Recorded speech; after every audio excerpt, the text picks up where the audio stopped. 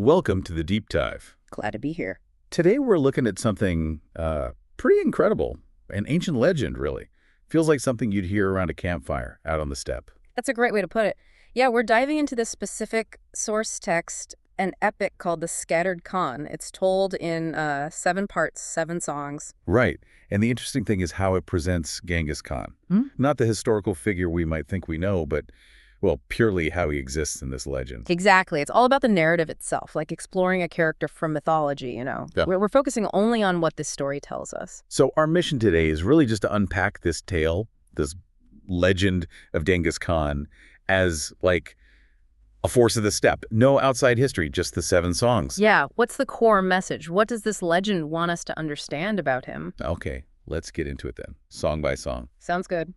We start with Song I, the blood-fisted boy. Ooh, okay. And the main thing here, I think, is how this legend uses this really dramatic, almost supernatural birth to signal right away that Temujin is, well, marked, destined for something intense. Yeah, the image is unforgettable, isn't it? Born under a storm, clutching blood in his fist, and the legend says it wasn't his blood, not his mother's. Right. That detail is huge. It sets an ominous tone immediately. And how do people react in the story? With fear, mostly. The shamans, the elders, they see him as a prophecy fulfilled. They call him a hunger, a sword yet forged. It says they were almost afraid to even say his name, Temujin. Wow. So, this intense beginning, the legend connect that directly to his childhood. It does. Straight into hardship. Father murdered, tribe scattered, surviving on, scraps, frozen roots, just barely hanging on. So the legend's saying this brutal start shaped him. Pretty much. This is where the story says he learned that mercy, that was rare, maybe even a weakness, but vengeance. Vengeance was holy. It sets up the leader he becomes later in the tale. Okay, that makes sense. Which takes us to Song 2. The Rider Who Broke the Sky. What's the key idea here? For me, this song is all about how he rose. It emphasizes it wasn't just fate handing him power. No, it was his will, his choice to, take on fate itself. He chose war with fate, I think the legend said. Exactly. And it wasn't about buying power either. It was about loyalty. Fierce, unwavering loyalty. The source uses some amazing language. Scars as his toys, oaths as lullabies. It really paints a picture of a life forged in, well, conflict and promises. It really does, and the legend is clear. He rises because he makes it happen. That sense of agency is strong here. And how does he gather people, according to this story? Not with gold, like you said. It's about inspiration, loyalty, turning outlaws into generals, and using justice, sharp as his saber, to break up the old clans, the old ways. And this is when he becomes Genghis Khan, universal ruler. Right. The legend doesn't get bogged down in the politics of the title, though. It jumps straight to the impact, the scale of it. Crossing deserts, shattering empires that had stood for 1,000 years, leaving behind cities, bones, and a new world. I mean, the scope is just huge. Breathtaking, yeah. And then there's that line, that description of him at his peak. He commanded the thunder, but rode in silence. Yeah. That one really jumped out at me. What do you think that signifies in the legend? Well, commanded the thunder suggests this immense, almost godlike power, right? But the rode in silence part, maybe intensity, focus, kind of solitary nature even amidst all that power. It makes him enigmatic. Definitely. Even at the height of his power, there's this mystery. Mm-hmm. And that sort of sets up the next turn in the legend, doesn't it? Because even someone like that Can't live forever. Which brings us to Song 3, The Shadow That Waited. The insight here seems to be that even the universal ruler faces an end, and in the legend, it's foreshadowed. Exactly right. The story talks about him in his old age having these dreams. A faceless rider dressed in black, always just out of reach on the horizon. And the shamans in the story, they know what it means. Oh, yeah. They recognize the omen. The legend then talks about his final campaign, his death. But interestingly, it doesn't give just one cause. Right. It mentions maybe a fall or a wound. Yeah. Or even the earth itself striking him down because it feared he'd conquer the heavens next. Yeah, that ambiguity is fascinating. The legend doesn't commit.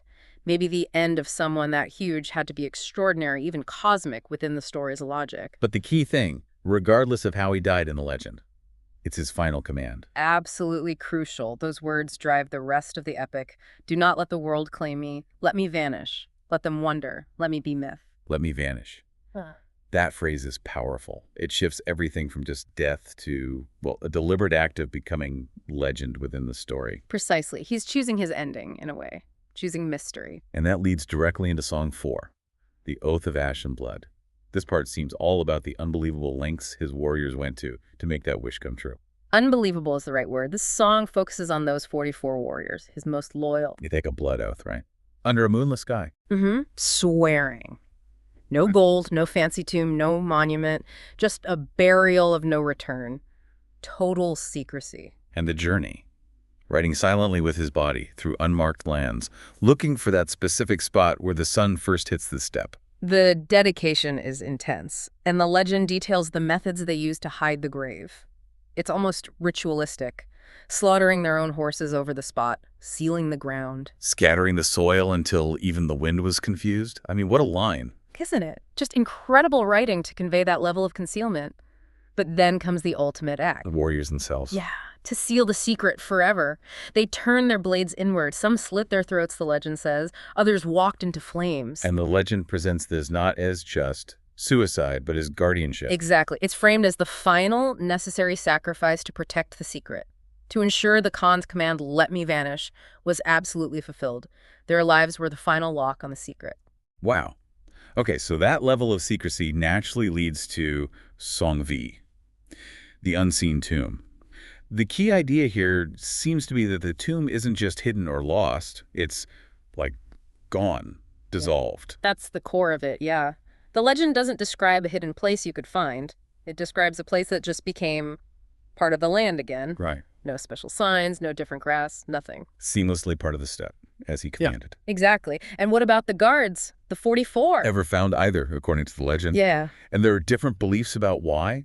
Maybe their blood nourished the soil there, or their spirits still patrol, guarding the site. Killing searchers, yeah.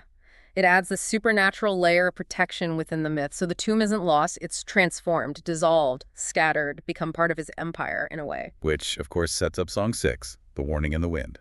Because if it's that unfindable, people are still going to look. And this song's insight is how centuries of failed searches actually strengthen the legend. They build the mystique. The legend mentions everyone trying scholars, thieves, emperors, even modern searches with machines. All fail. And that failure doesn't make people think, oh, it's not there. No, in the legend, it reinforces the idea that finding it brings doom. Silence, then death. So the search itself becomes dangerous, part of the myth's power. Right. And the legend offers theories within the story for why it can't be found. Maybe it's waiting, hidden until the world needs conquering again, implying he's just dormant. Or maybe he never really died at all. That the wind you hear howling across the plains is him riding again. Exactly. That idea really shifts the fear. Like you said before, it's not just about remembering what he did. It's fear of what might awaken, a future potential tied to his spirit. He becomes this ongoing presence in the landscape, in the mythology. Not just history, a living myth. Which brings us perfectly to the end, Song 7, The Whisper Eternal. The final message seems to be, he did it. He vanished. He's not in a tomb. He is the steppe, the wind, the storm. That's the payoff of the whole epic, isn't it? He isn't buried in stone. He's elemental now. The legend describes his presence as the wind, the voice in thunder, the shadow you glimpse by the fire. Not dead, but scattered. The scourge-made spirit. Powerful stuff. And that final image, the land itself remembers him. It loops right back to the beginning, doesn't it? Born clutching the earth's blood, in a way, and returning to become one with it. It's quite a narrative arc. Thinking about this specific legend we've just walked through, it really paints a picture of a leader whose impact was so profound, his end couldn't be ordinary. It had to be this dissolution into the spirit of his empire. Absolutely. And the lengths those 44 warriors went to, the sacrifice detailed in the legend, just to fulfill one man's command to become myth. It says so much about the power he held in this story. Yeah, it shows how deeply his followers in this telling bought into his vision, making his final wish more important than anything, even their own lives, extending his will beyond death. So thinking about all this, just based on this legend of this scattered Khan, here's something for you, the listener, to maybe chew on. How does a figure like this, at least within a legend, make that jump from being a person, even an extraordinary one, to becoming this scattered living presence in the land and its stories? And maybe also, what does it really mean for a name, for a legend, to be feared not just for past deeds, but for what might awaken that lingering Yeah, potential? from history or legend into this active, almost elemental force. Food for thought.